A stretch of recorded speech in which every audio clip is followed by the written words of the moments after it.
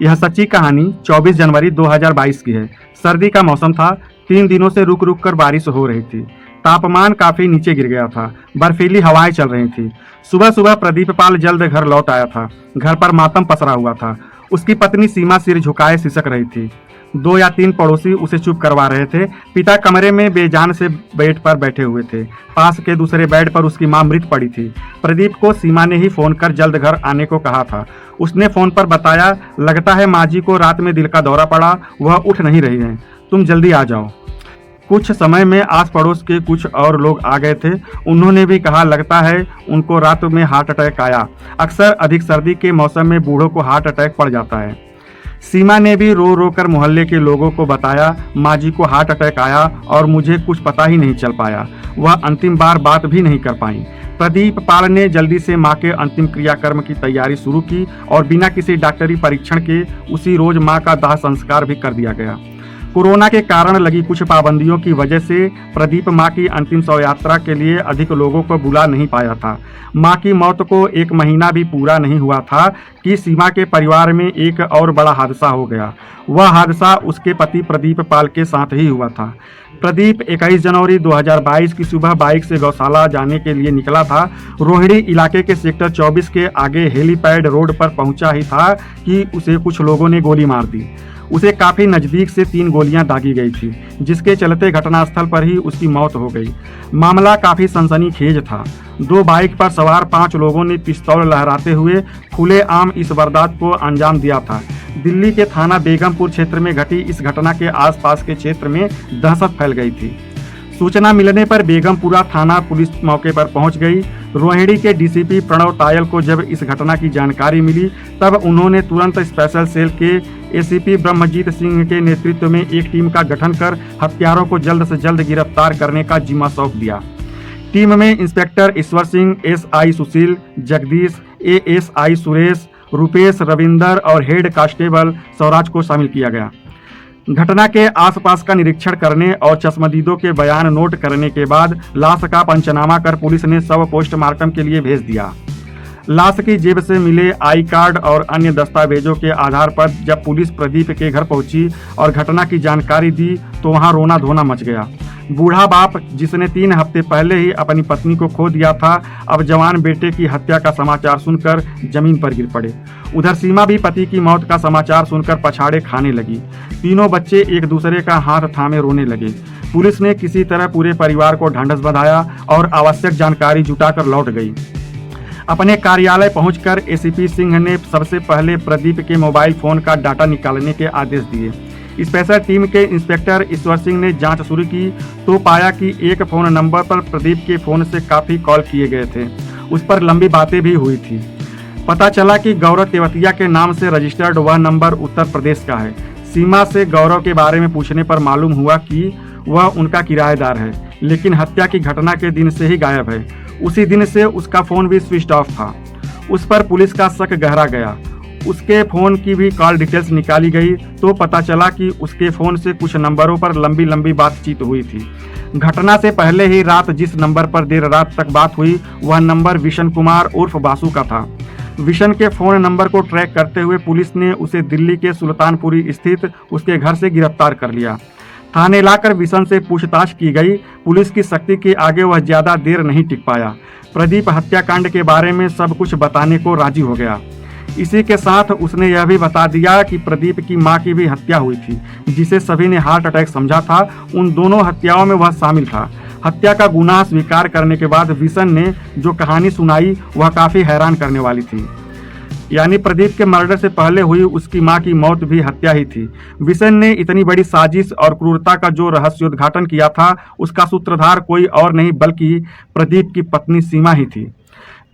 Vision ने बताया कि प्रदीप और उसकी मां की मौत का जिम्मेदार वह अकेले नहीं है, बल्कि इसमें गौरव तेवतिया भी शामिल था। उन्होंने सीमा के इशारे पर सब कुछ किया था।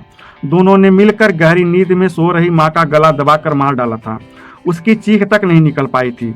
विशन ने पैसे के लिए यह काम किया था, लेकिन गौरव के बारे में वह बहुत जानकारी नहीं दे पाया। विशन ने प्रदीप पाल की हत्या के लिए रचे गए चक्रव्यूह के बारे में बताया कि 21 फरवरी 2022 की सुबह जैसे ही प्रदीप अपनी गौशाला जाने के लिए अपनी बाइक, जिसका नंबर DL85NB 1220 है, उस बाइक से वह निकला। सीमा ने तुरंत फोन से इसकी सूचना गौरव को और गौरव ने विशन को दे दी।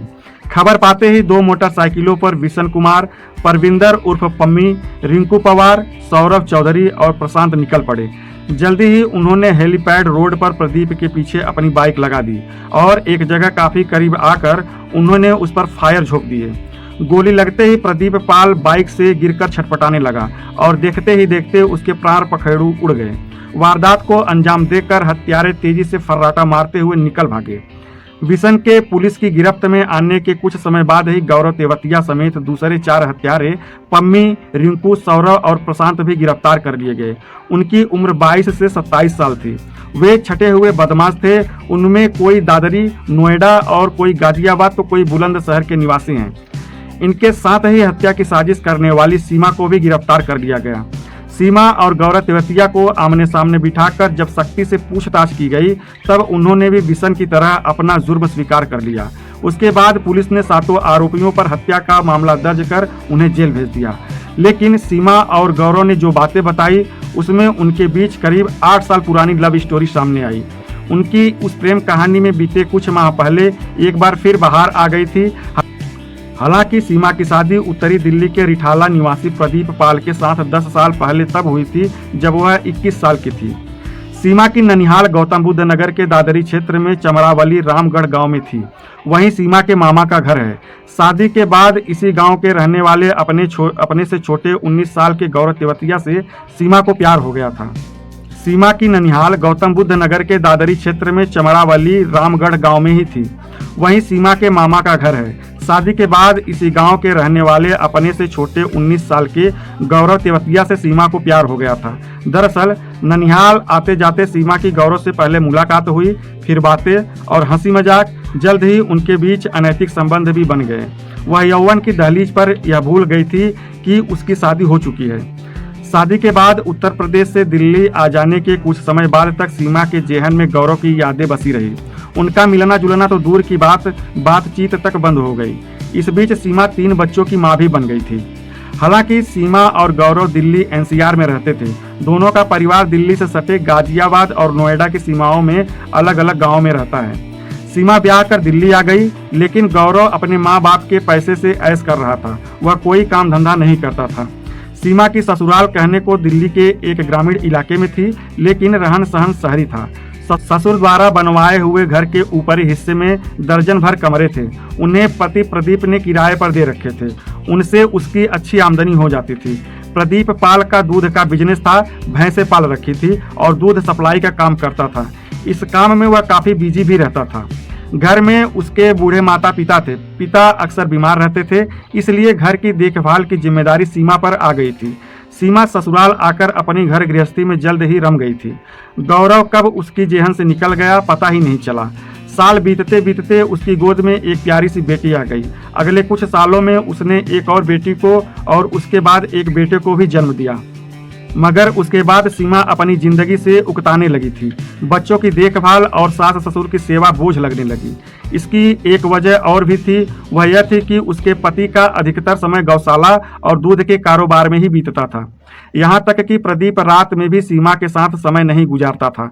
वह बाहरी दिल्ली के बेगमपुर एक्सटेंशन इलाके में बनी अपनी गौशाला में ही रहता था। प्रदीप के पास 3 भैंसें थीं, जिन्हें वह घर से दूर गौशाला में रखता था। रात को भैंसों की देखरेख और रखवाली के लिए वह गौशाला चला जाता था। सुबह भैंसों को चारा पानी देने और दूध दुहने के बाद ग्राहकों को दूध बेचने चला जाता था। सारा काम निपटाने के बाद ही घर लौटता था। उसके पीछे सीमा अपने बच्चों और सास ससुर की देखभाल में लगी रहती थी। उसकी रातें बिस्तर पर करवटें बदलते बीत रही थी। उसके मन और शरीर की जरूरतें जस की तस थी। सेक्स की चाहत में सुलगती सीमा एक दिन अपने दिनों को याद करने लगी। उसी सिलसिले में उसे पिछले प्यार की यादें ताजा हो आई।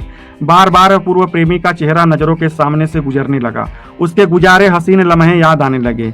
उसकी चुलबुलाती बातें, हंसी मजाक, देह से छेड़छाड़, चूमना सहलाना और बहुत कुछ सिनेमा के फ्लैशबैक की तरह फटाफट दिमाग में घूम गया।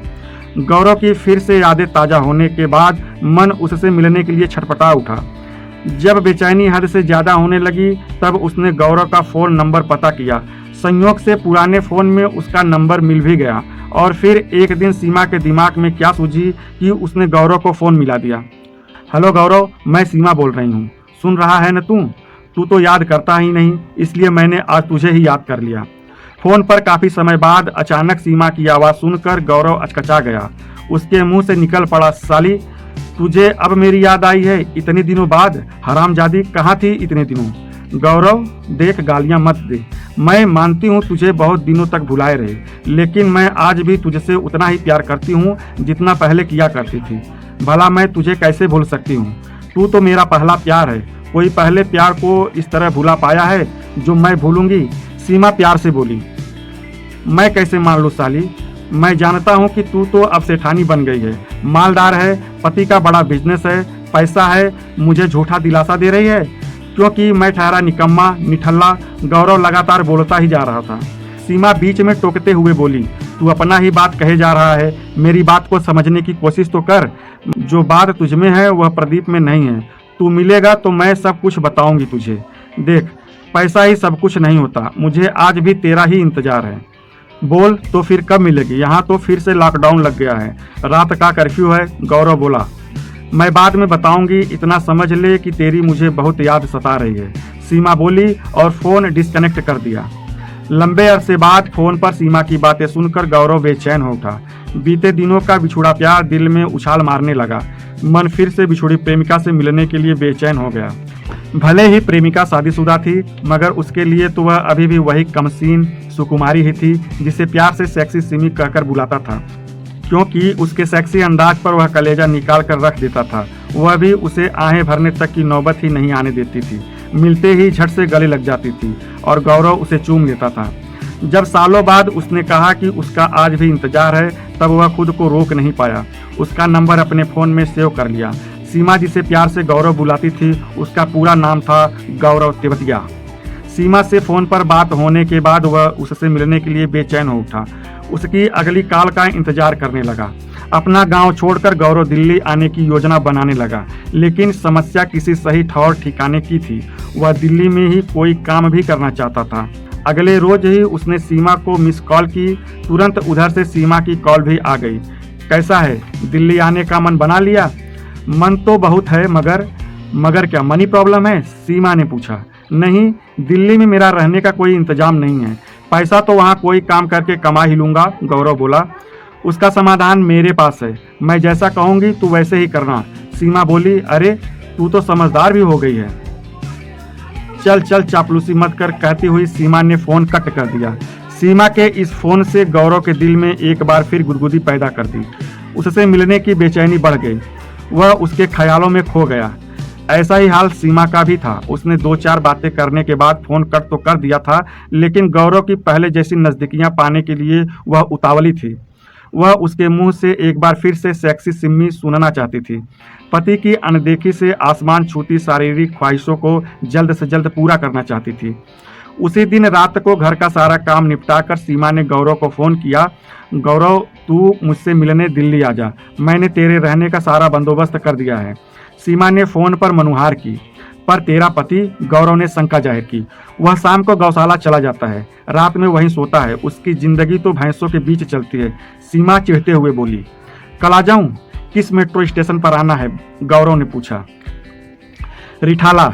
दिन में 1 बजे गेट नंबर 3 से बाहर निकलना। मैं तुझे वहीं नीचे कुलचे वाले के पास मिल जाऊंगी। मुझे पहचान लेना, मैं फैंसी मास्क पहने रहूंगी, सीमा ने उसे समझाया। साली, तू तो एकदम दिल्ली वाली टनाटन हो गई है। क्या बात है? गौरव चहकते हुए बोला।